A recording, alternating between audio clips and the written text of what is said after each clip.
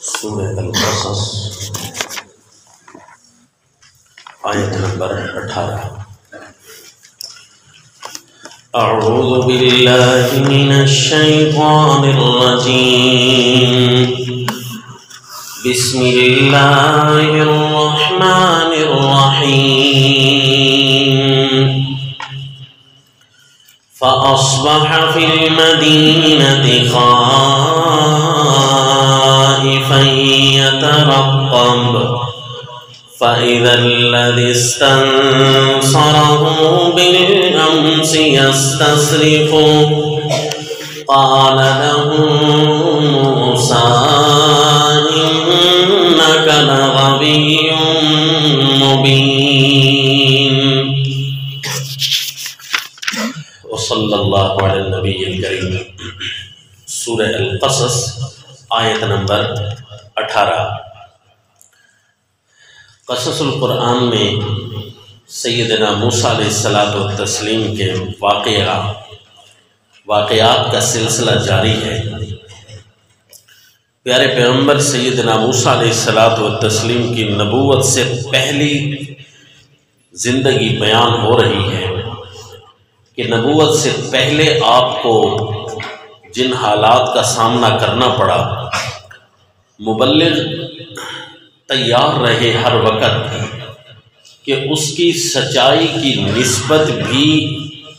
بعض اوقات برے معاشرے سے برداشت نہیں ہوتی کہ بس یہ سچا آدمی ہے، یہ سچائی کی نسبت لگ جانا بھی اس کے لیے کافی ہے کہ برا معاشرہ اس کو اچھا تسلیم نہیں کرتا۔ پھر جب انبیاء اکرام ہوتے ہیں، انہوں نے تو قوم کو ویسے ہی سنبھالنا ہوتا ہے، یہ ایسے معاشرے میں آتے ہیں کہ جو معاشرہ اپنی ذلتوں کی انتہا کو نعوذ باللہ پہنچ چکا ہوتا ہے، اور انبیاء اکرام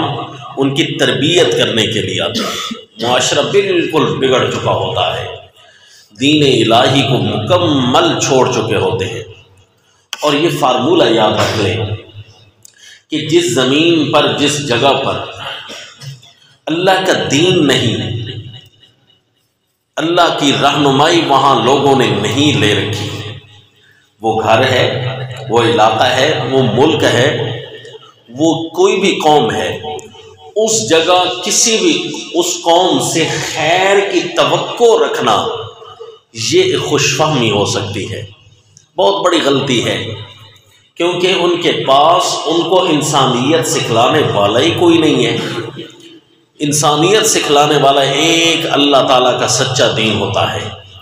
چاہے وہ قومیں کتنی تہذیب یافتہ کیوں نہ بن جائیں لوگوں کی نگاہوں میں، بظاہر وہ کتنی بلند و بالا اپنی ترقیاں لوگوں کو دکھانے لگ جائیں، صرف ان میں جانے کی دیر ہے، ان کو ٹٹولنے کی دیر ہے، واضح ہو جائے گا سب کچھ کہ یہ صرف اور صرف شکل میں تو انسان ہیں لیکن حقیقت ان کے اندر وہ نہیں ہے۔ تو یہ وہ معاشرہ تھا کہ جب سیدنا موسیٰ علیہ السلام فرعونیوں کے پاس آئے تھے تو ظاہر ہے یہ ظلم و تشدد میں انتہاؤں کو کراس کرنے والے تھے۔ سیدنا موسیٰ علیہ السلام ایک مظلوم کو آ کر بچاتے ہیں، جس طرح گزشتہ واقعہ ہم نے پڑھا کہ ایک فرعونی جو تھا ایک مظلوم پر ظلم کر رہا تھا، لڑائی کر رہا تھا، تو حضرت موسیٰ علیہ السلام نے اس کو سمجھاتے ہوئے پیچھے کیا، وہ نہیں سمجھ رہا تھا، اللہ کے پیغمبر نے اسے ایک مکہ جو مارا تو وہ وہیں ڈھیر ہو گیا، ختم ہوا۔ پھر اسی کا واقعے کا تسلسل جاری ہے کہ اللہ کے پیغمبر کو یہ اب خطرہ لاحق ہوا کہ یہ ظالم دنیا ہے اور ظالم معاشرہ ہے، یہ تو ویسے بھی کسی کو اپنے اوپر دیکھنے بھی گوارا نہیں کرتے، کوئی ہمارے سامنے بولے یہ بھی ان کو گوارا نہیں ہے، چاہے جائے کہ ان کا ایک بندہ قتل ہو جائے میرے ہاتھوں، میری اصل نسبت تو بنی اسرائیل سے ہے، اور بنی اسرائیل کا تو یہ ایک لفظ بھی اونچا برداشت نہیں کرتے، ان پر تو یہ قابض ہیں، ان کو تو انہوں نے غلام بنا رکھا ہے۔ اگرچہ مجھے شہزادگی مل چکی ہے لیکن فرعونی تو جانتے ہیں کہ اصل ان کے اندر جو بوجھ چھپا ہوا ہے بنی اسرائیل کا، اس سے مجھے توقع خیر کی نہیں ہے۔ چنانچہ آپ کو ڈر بھی تھا، اس انتظار میں تھے کہ دیکھو کیا بنتا ہے اس کیس کا۔ چنانچہ واقعہ یہاں سے اسی انداز میں شروع ہوتا ہے۔ فرمایا اعوذ باللہ من الشیطان الرجیم بسم اللہ الرحمن الرحیم فأصبح في المدينة خائفا يترقب فإذا الذي استنصره بالأمس يستصرخه۔ صبح ہوئی، شہر میں حضرت موسیٰ علیہ الصلوۃ والتسلیم صبح کے ان لمحات میں خائفا یترقب، ڈر بھی رہے ہیں، انتظار بھی کر رہے ہیں کل والے قتل کا کیا معاملہ بنتا ہے۔ فَإِذَا الَّذِي اسْتَنصَرَهُ بِالْأَمْسِ يَسْتَصْرِخُ، اچانک وہی آدمی جس نے کل مدد کے لیے پکارا تھا، بالامس، کل، یستصرخہ، پھر وہ فریاد کر رہا ہے حضرت موسیٰ علیہ الصلوۃ والتسلیم کی طرف۔ کل پکارا تھا نا، اب اچانک جو دیکھا حضرت موسیٰ علیہ السلام نے، وہ پھر کسی کے ساتھ لڑ رہا ہے،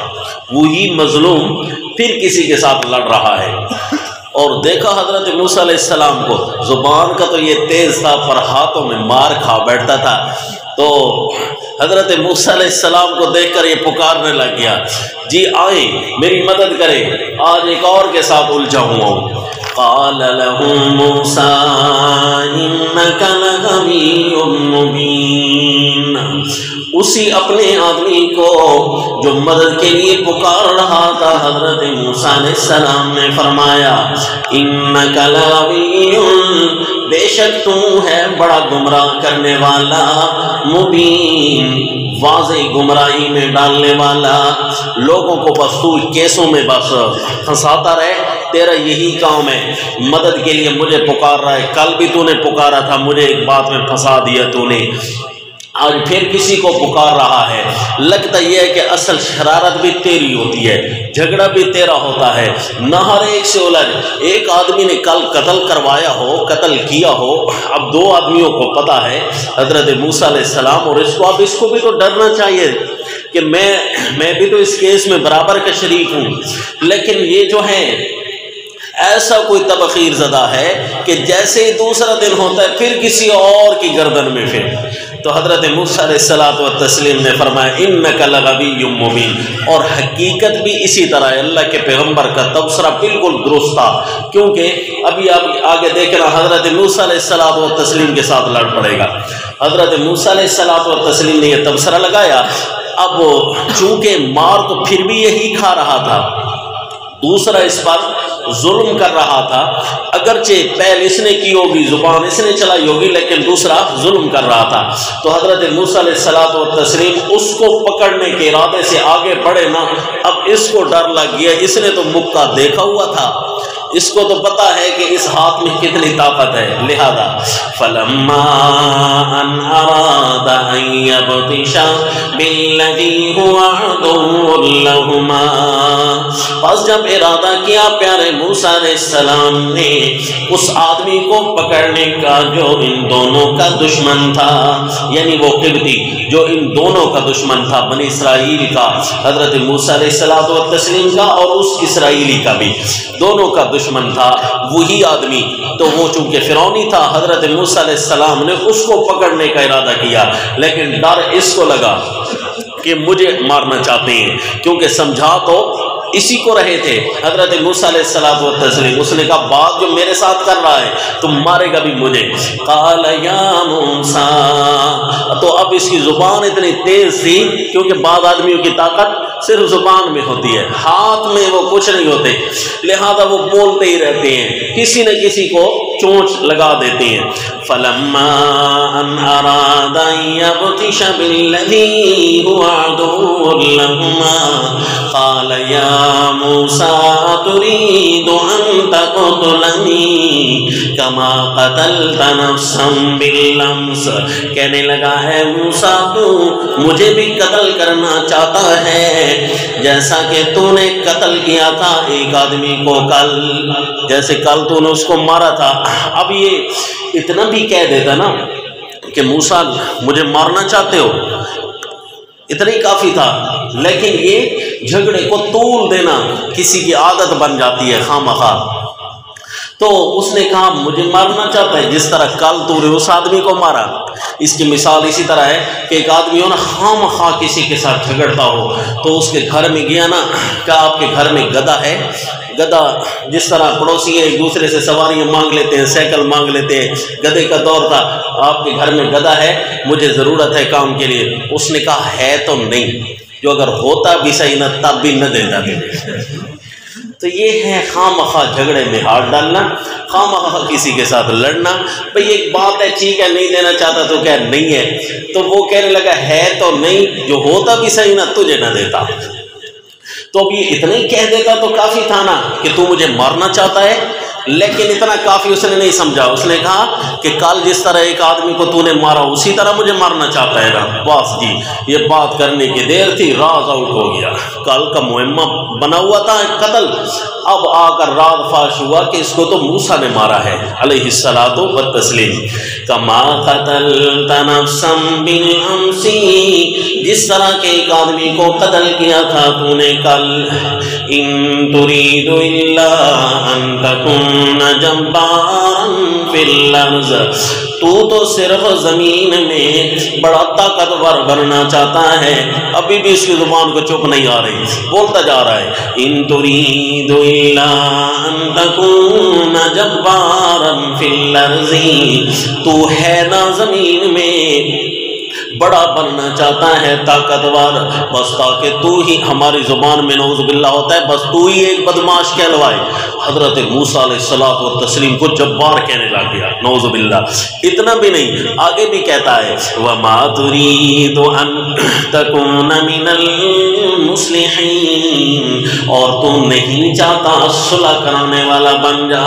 میں جو تجھے مدد کے لیے پکارتا ہوں تو تو آ کر ہماری صلح کرا لیا کر۔ دیکھا اتنا بڑا نصیحت کرنے والا آ گیا، خود لڑتا ہے اور دوسروں کو صلح کی ترغیب دیتا ہے کہ تو ہمارے اندر صلح بھی تو کرا سکتا ہے نا۔ وَمَا تُرِيدُ أَن تَكُونَ مِنَ الْمُصْلِحِينَ، اور تو نہیں چاہتا کہ تو ہو جائے صلح کرانے والوں میں سے۔ اب اپنے ذام میں یہ آدمی بڑا اچھا بن رہا ہے کہ میں تو بڑے قیمتی الفاظ کہہ رہا ہوں، میں تو صلح کی باتیں کر رہا ہوں، حضرت موسیٰ علیہ السلام کو سمجھا رہا ہے۔ بس جی جھگڑالو آدمی کی یہی نشانی ہوتی ہے، جھگڑالو آدمی ساروں کے ساتھ جھگڑا کر رکھتا ہے، ہر ایک کو لڑوا کے رکھتا ہے، لڑ کر رکھتا ہے اپنے آپ کے ساتھ، لیکن سب سے زیادہ نصیحتیں بھی وہی سنا رہا ہوتا ہے کہ میں تو رشتہ داروں سے بنانا چاہتا ہوں لیکن فلاں یوں ہے، فلاں یوں ہے، فلاں یوں ہے، وہ بھی اس قابل نہیں ہے، وہ بھی اس قابل نہیں ہے۔ لا حول ولا قوت الا باللہ۔ بھائی دیکھیں کمزوریاں ساروں کے اندر ہوتی ہیں، کوئی نبی نہیں ہوتا، کوئی صحابی اب نہیں بن سکتا، لہذا کمیاں کوتاہیاں ساروں کے اندر ہے، لے دے کر کے کام کو ختم کرنا چاہیے، جان چھڑانی چاہیے۔ لیکن جب بندہ سننے لگ جائے نا نصیحتیں اور اس کے پل باندھنے لگ جائے اور خود کہے کہ میں بالکل بہتر ہوں، تو بس جی اس کا بہترین حال یہ ہے کہ فوراً کسی ڈاکٹر سے رجوع کرے، کیونکہ اس کو الیاذ باللہ اس کی تکلیف ذرا زیادہ ہو رہی ہے۔ اور واقعی ایک بیماری ہوتی ہے، اگر اس کے وہ علاج اگر شروع کرا دے تو کم از کم یہ جو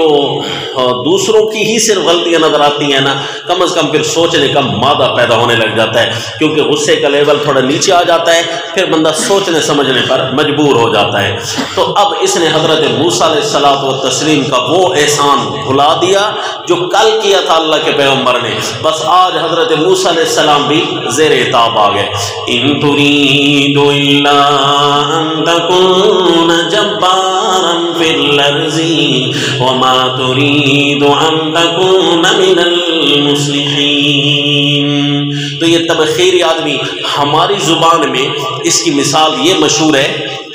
کہ بیوی کے ساتھ لڑنے کا اس کو کوئی اور موقع نہ ملے نا، بیچاری وہ سارے کہنے مانتی رہی اس کی، اب اس کا دل تھا کہ گھر میں کوئی نہ کوئی فساد کروں، ویسے کھانا ہضم نہیں ہو رہا، تو اب اس نے کیا کیا جی، اس نے کہا تو آٹا گوندتے ہوئے ہلتی کیوں ہے؟ ہماری زبان میں، ہمارے علاقے میں تبخیری آدمی کی یہ مثال مشہور ہے، نعوذ باللہ۔ حضرت موسیٰ علیہ الصلوۃ والتسلیم کا احسان بھول گیا، لیکن اب باتوں پہ باتیں۔ وَجَاءَ رَجُلٌ مِّنْ أَقْصَى الْمَدِينَةِ يَسْعَىٰ قَالَ يَا مُوسَىٰ إِنَّ الْمَلَأَ يَأْتَمِرُونَ بِكَ لِيَقْتُلُوكَ۔ تو تصوف کے اصول میں ایسا آدمی جس کو غصہ زیادہ آتا ہے، سب سے پہلے وہ اپنے کھانے کی طرف توجہ کرے کہ اپنے کھانے میں کوئی ایسی چیزیں تو نہیں استعمال کر رہا جو اس کی طبیعت پر بوجھ بن رہی ہیں اور خواہ مخواہ اس کو بات بات پر غصہ آ رہا ہے۔ رسول اللہ صلی اللہ علیہ وسلم نے اس کا طریقہ یہ بتایا۔ اب ہر بندہ ڈاکٹر بھی نہیں ہو سکتا، ہر بندہ چیزوں کی مزاجوں سے بھی واقف نہیں ہو سکتا کہ کون سی چیز کتنی گرم ہے، کون سی چیز کتنی نقصان دہ ہے، ہر بندہ یہ واقف بھی نہیں ہو سکتا۔ پیارے امام الانبیاء صلی اللہ علیہ وسلم نے اس کا بڑا قیمتی اصول سمجھا دیا، فرمایا بھوک رکھ کے کھانا کھائیں، انشاءاللہ معدہ ویسے طاقتور ہو جائے گا، جو بھی آئے گا وہ ہضم ہو جائے گا، بھوک رکھ کر کھانا کھائیں۔ ہمارے اساتذہ اکرام اس کی حکمت یوں بیان فرماتے ہیں کہ بھوک رکھ کر کھانے کا مطلب یہ نہیں ہے کہ آپ تھوڑا کھائیں گے، آپ بھوکے رہ جائیں گے، نہیں، مطلب یہ ہے کہ جب معدہ اپنا کھانا پورا لے لیتا ہے تو اس وقت وہ اپنا پیغام دماغ کو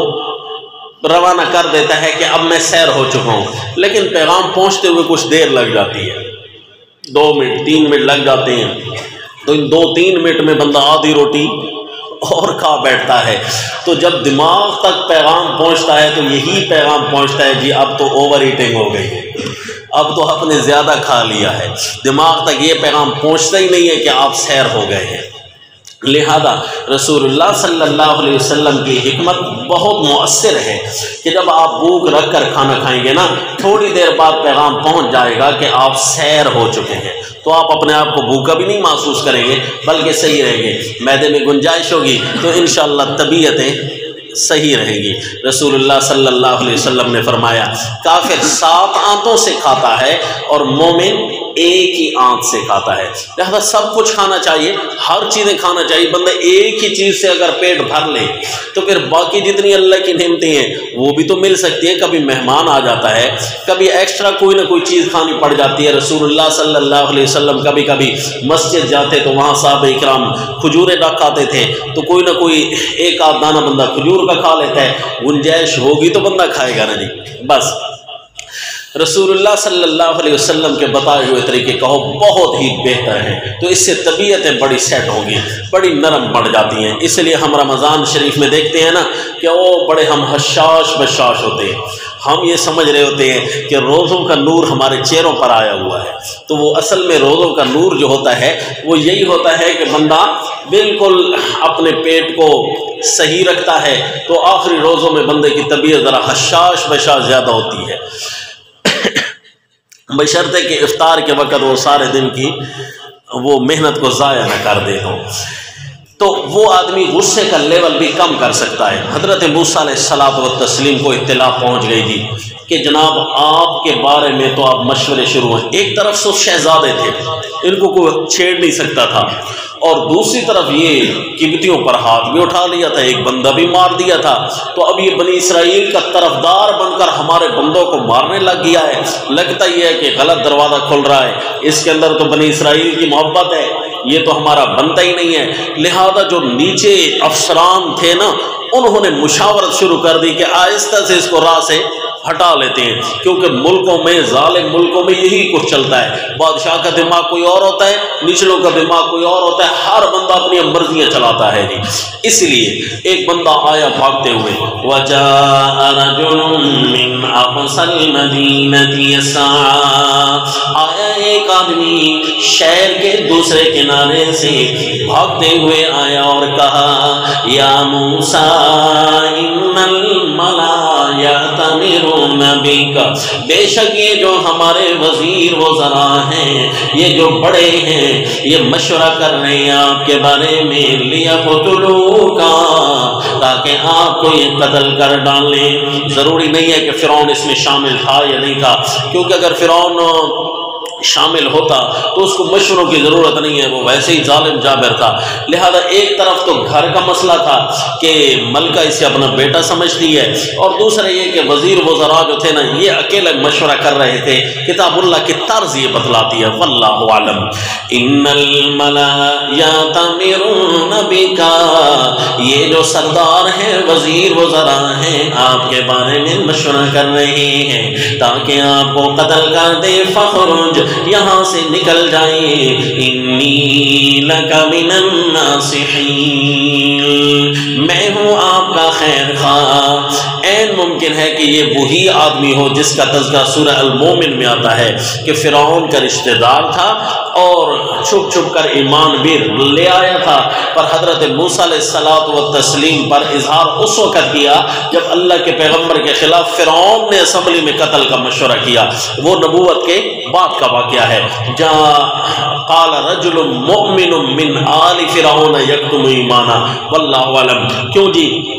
با ادب با نصیب، جو با ادب ہوتے ہیں وہ بڑے نصیب والے ہوتے ہیں، ان کو بڑے عروج ملا کرتے ہیں، شرط یہ ہے کہ وہ ادب پورا رکھتا ہو۔ تو یہ بھی ادب تھا نا اللہ کے پیغمبر کا۔ بی بی آسیہ جو فرعون کی بیوی تھی، اس نے بھی ادب کیا تھا اللہ کے پیغمبر کا، کہا تھا فرعون کو لا تقتلوہ عسیٰ ان ینفعنا، اس نے بھی قتل سے بچایا، اور اس آدمی نے بھی آ کر قتل سے بچا لیا تھا، اللہ کے پیغمبر کو شہید ہونے سے بچا لیا تھا۔ کہنے لگا جی آپ یہاں سے نکلیے، میں آپ کا خیر خواہ ہوں۔ دونوں کو اللہ نے ایمان کی دولت سے مالا مال کر دیا، کیونکہ جو با ادب ہے با نصیب ہے۔ آپ کے سامنے یہ کتاب اللہ ہے، آپ کی خواہش ہے کہ ہم اس کا ترجمہ پڑھیں، ہم اس کے مفسر بن جائیں، ہم اس کے ماہر فن بن جائیں، تو آپ کتاب اللہ کا حد سے زیادہ احترام شروع کر دیجیے، اس کے ساتھ محبتیں جتلائیے، اس کے ساتھ پیار کیجیے، مزے لے لے کر اس کی تلاوتیں کیجیے، کیونکہ میرا اللہ کا کلام ہے۔ اسی طرح پیارے اللہ کی محبتیں وصول کرنے کا طریقہ ہے، اپنے اللہ کے ساتھ اور زیادہ محبتیں اور زیادہ آداب بجا لائیے۔ با ادب با نصیب، جو ادب زیادہ کرتا ہے وہ حصے زیادہ پا لیا کرتا ہے۔ اس لیے فرمایا حضرت موسیٰ علیہ الصلوۃ والتسلیم کو پتہ چلا، فخرج منها خائفا يترقب، نکل پڑے وہاں سے حضرت موسیٰ علیہ السلام ڈرتے ہوئے،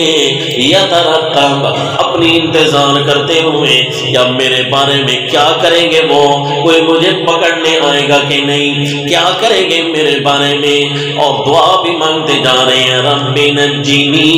من القوم الظالمین، اے میرے رب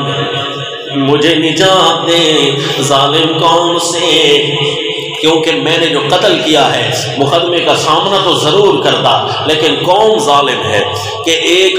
خطاً قتل اور عمدن قتل، اس میں فرق نہیں کرتے، جیسے ان کی مرضی ہے اسی طرح یہ فیصلے کریں گے۔ میں نے عمدن جان بوجھ کر تو قتل کیا نہیں، خطاً مجھ سے قتل ہو گیا ہے، خطاً پر اور کیس بنتا ہے، عمدن پر جان بوجھ پر اور کیس بنتا ہے، لیکن یہ ہے بالکل ہی ظالم قوم، بے انصاف قوم ہے، اس سے خیر کی توقع نہیں رکھی جا سکتی۔ ہوتی، کیونکہ معاشرہ پورا کا پورا اللہ کے دین سے خالی ہے۔ تو کسی ایسے معاشرے سے خیر کی توقع رکھ لینا یہ غلط فہمی ہے۔ حضرت موسیٰ علیہ السلام وہاں سے نکلے، قال رب نجنی من القوم الظالمین، اے میرے رب مجھے نجات دے ظالم قوم سے۔ اس لیے ہمیشہ دعا مانگتے رہا کریں کسی بھی ظالم معاشرے میں رہتے ہوئے، رب نجنی من القوم الظالمین، اے اللہ ظالم قوم سے ہمیں نجات دے۔ اسی قسم کی دعا حضرت موسیٰ علیہ السلام اپنی قوم کو بھی، بنی اسرائیل کو بھی سمجھائیں گے۔ جب اللہ کے پیغمبر ایمان کی دعوت دیں گے تو اس وقت فرعون کے ظلم و تشدد سے بچنے کے لیے اسی قسم کی ایک اور دعا بھی سکھلائیں گے اپنے صحابہ کو۔ مثلا دیکھ لیجئے سورہ یونس آیت نمبر 85 میں فرمایا، فَقَالُوا عَلَى اللَّهِ تَوَكَّلْنَا رَبَّنَا لَا تَجْعَلْنَا فِتْنَةً لِلْقَوْمِ الظَّالِمِينَ، اے اللہ نہ بنانا ہمیں تختہ مشق ظالم قوم کے لیے۔ سورہ یونس آیت نمبر 85، رَبَّنَا لَا تَجْعَلْنَا فِتْنَةً لِلْقَوْمِ الظَّالِمِينَ۔ اپنی دعاؤں میں اس کو حصہ بنا لیجئے، اور اگر آپ کوئی بھی دعا مانگا کریں نا، جلد قبول کرنے کی، جلد قبول ہونے کی یہ نشانی ہوتی ہے، ترتیب یہ ہوتی ہے کہ آپ ایک دعا کو تین دفعہ مانگیں۔ ربنا لا تجعلنا فتنة للقوم الظالمین، رب نجنی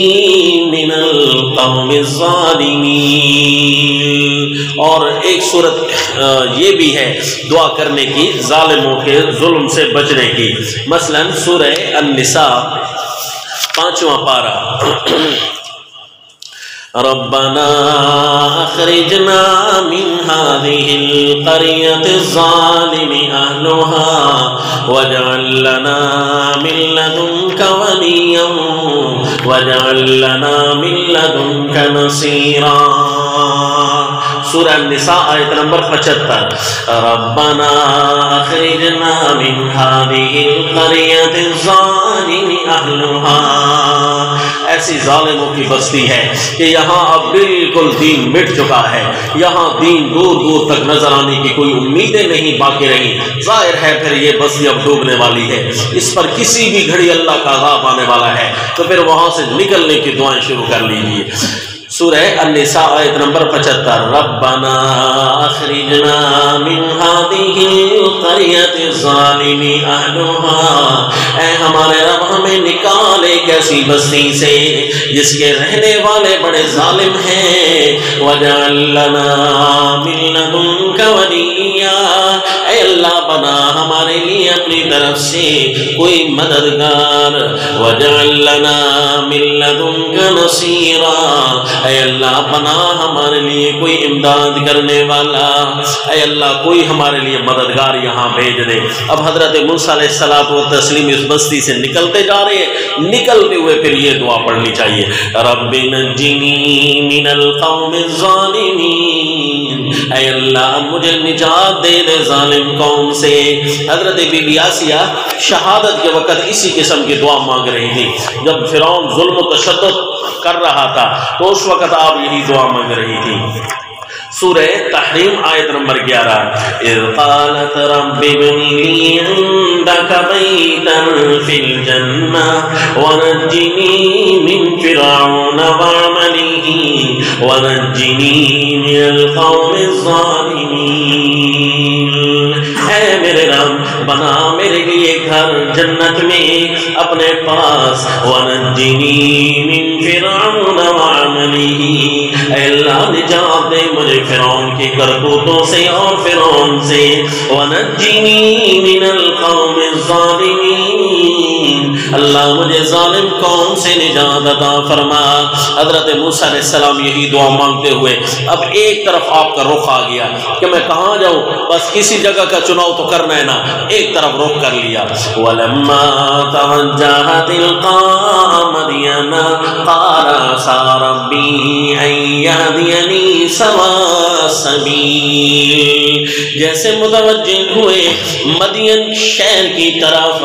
آپ کا رخ مبارک مدین کی طرف ہو گیا، اور مدین کو جاتے ہوئے آپ یہ فرما رہے ہیں اللہ کے ساتھ دعا مانگنے کے بعد حسن ظن رکھنا چاہیے۔ دعا مانگنے کے بعد یہ نہیں کہنا چاہیے کہ میری تو دعا پتہ نہیں قبول بھی نہیں ہوئی، نہ جی نہ، دعا مانگ لیں اس کے بعد اللہ کے ساتھ حسن ظن رکھیں، اور کیا کہیں؟ عَسَىٰ رَبِّي أَن يَهْدِيَنِي سَوَاءَ السَّبِيلِ، امید ہے میرا رب میری رہنمائی کرے گا سیدھے راہ کی طرف چل دیں گے۔ کیا ہی بہتر رہنمائی ہے، کیا ہی پیاری رہنمائی ہے کہ اللہ کے پیغمبر کو ایک عظیم الشان آدمی کے ساتھ ملاقات ہونے والی ہے، عجیب گھر کی طرف جا رہے ہیں، وہاں چلتے گئے، سامنے آئے جی مدین شہر میں داخل ہونے لگے نا، تو شہر سے باہر جو ہے نا ایک پانی بھرنے کی جگہ ہے، کنواں ہے، وہاں پر دیکھا بہت سارے آدمی کھڑے ہیں۔ وَلَمَّا وَرَدَ مَاءَ مَدْيَنَ وَجَدَ عَلَيْهِ أُمَّةً مِّنَ النَّاسِ يَسْقُونَ، جب آپ پہنچے مدین کے پانی پر،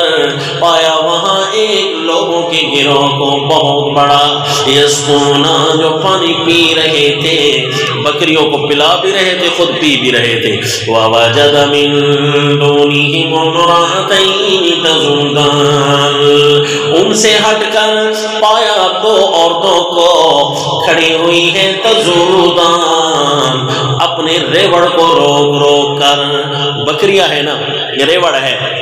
اس کو روک کر کھڑی ہیں، ریوڑ پانی کی طرف آنا چاہتا ہے لیکن وہ بکریوں کو ہٹا رہی ہیں، پانی کی طرف آنے نہیں دے رہی۔ حضرت موسیٰ علیہ السلام نے یہ معاملہ دیکھ کر، اللہ کے پیغمبر فراست کے بہت بڑے پہاڑ ہوتے ہیں، اللہ کے پیغمبر فوراً سمجھ گئے کہ یہ عورتیں جو ہیں باحیا لگ رہی ہیں اور رش میں گھسی ہوئی نہیں ہیں، وہ انتظار میں کھڑی ہوئی ہیں لگتا ہے پانی پلانے کے معاملے میں، لیکن پتہ نہیں ان کی کیا مجبوری ہے کہ یہ مردوں کے ساتھ ان کا کوئی یہاں رشتہ دار نہیں ہے کہ ان کے ساتھ مل کر یہ پانی پلا لیتی، اس لیے آپ نے پوچھا، قال ما خطبکما، آپ نے فرمایا کیا تمہاری بڑی مجبوری ہے؟ لگتا تو یہ ہے، خطب الامر العظیم کو کہتے ہیں عربی کے اندر، لگتا تو یہ ہے کہ کوئی عام بات نہیں ہے، کوئی ایسی معمولی سی بات نہیں ہے جس نے تمہیں گھروں سے نکالا ہے، لگتا یہ ہے کہ کوئی اہم بڑی مجبوری آئی ہے کہ باحیا عورتیں گھروں سے باہر آئی ہیں۔ ما خطبکما، اس لمبے بیان کو ایک لفظ میں سمیٹا، ما خطبکما، تمہاری بڑی مجبوری کیا ہو سکتی ہے؟ قالتا لا نسقی، وہ دونوں عورتیں کہنے لگیں ہم یہاں پانی نہیں پلا سکتی، حتی یصدر الرعاء، حتیٰ کہ سارے کے سارے اپنے ریوڑوں کو لے کر چلے جائیں، ان کے سارے ریوڑ چلے جائیں گے،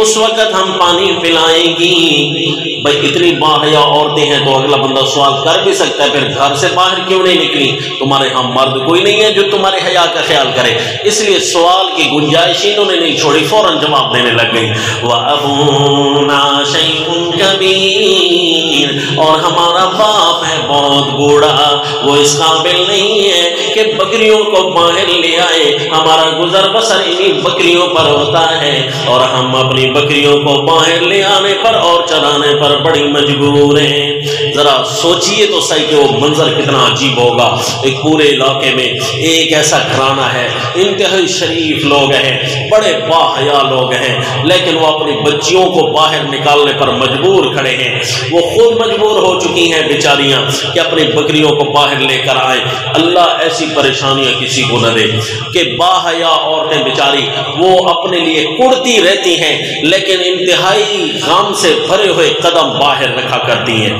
فَسَقَىٰ لَهُمَا، اب مظلوموں کی مدد کرنے کی وجہ سے تو باہر نکلے تھے حضرت موسیٰ علیہ السلام، شہر مصر کو چھوڑا تھا، مدین آئے تو کہاں برداشت ہوتا ہے کسی کے مظلومیت، لہذا آپ نے چھوڑے سارے کام، پہلے ان کو پانی پلا دیا۔ فَسَقَىٰ لَهُمَا ثُمَّ تَوَلَّىٰ إِلَى الظِّلِّ فَقَالَ رَبِّ إِنِّي لِمَا أَنزَلْتَ إِلَيَّ مِنْ خَيْرٍ فَقِيرٌ، ان کو پانی پلا کر چلے گئے ایک سائے کی طرف، لگتا یہ ہے گرمیوں کا سفر تھا، سائے کی طرف چلے گئے، وہاں جا کر بیٹھ گئے اور دعا مانگنے لگے، اے اللہ دیانے خیر میں آیا ہوں، نہ رہنے کو کچھ ہے، نہ کھانے کو کچھ ہے، نہ کوئی پرسان حال ہے میرا، ربی انی لما انزلت الیہ، اے میرے رب اب جو بھی تو میری طرف بھیج، جو بھی میری طرف بھیج، ہر چیز کا میں محتاج ہوں، جو بھی چیز تو مجھے دے گا من خیر ساری بہتر ہوگی، کوئی بھی بہتری میرے لیے نازل کر، میری طرف کوئی نہ کوئی خیر بھیج، اے اللہ میں محتاج ہوں، اب مجھے دیار غیر میں بہت ضرورت ہے، اے اللہ تو ہر ایک کے کام پورے کرا سکتا ہے، کہاں مجھے مصر سے لے آیا، کہاں مدین کے کنویں تک پہنچایا، کہاں 2 بچیوں کی مدد کروائی، اے اللہ تو کسی کی مددیں یوں بھی کر سکتا ہے، کسی کو کیا پتا کہ آج مصر سے آنے والا مہمان آئے گا اور ہمارے ریوڑ کو پانی پلائے گا، اے اللہ تو دور دراز سے بھی لوگوں کی امداد یوں کر سکتا ہے، رب انی لما انزلت الیہ من خیر فقیر، اے اللہ میں بھی محتاج ہوں تو میری بھی امداد کر، اس لیے اس دعا کو بھی کثرت سے پڑھا کریں، چلتے پھرتے بھی پڑھ سکتے ہیں بطور وظیفہ کے، لیکن قرآن کا وظیفہ پڑھنے سے پہلے تعوذ تسمیہ ضرور پڑھیں، تعوذ تسمیہ پڑھ کر پھر پڑھے رب انی لما انزلت الیہ من خیر فقیر، انشاءاللہ جس چیز کی بھی ضرورت ہوگی اللہ تعالیٰ وہ ضرورت بہتر طریقے سے پوری کرا دیں گے۔ اب یہ دعا مانگ رہی ہیں، دعا کی قبولیت کیسے ہوتی ہے انشاءاللہ آئندہ درس میں، وما علینا الا البلاغ۔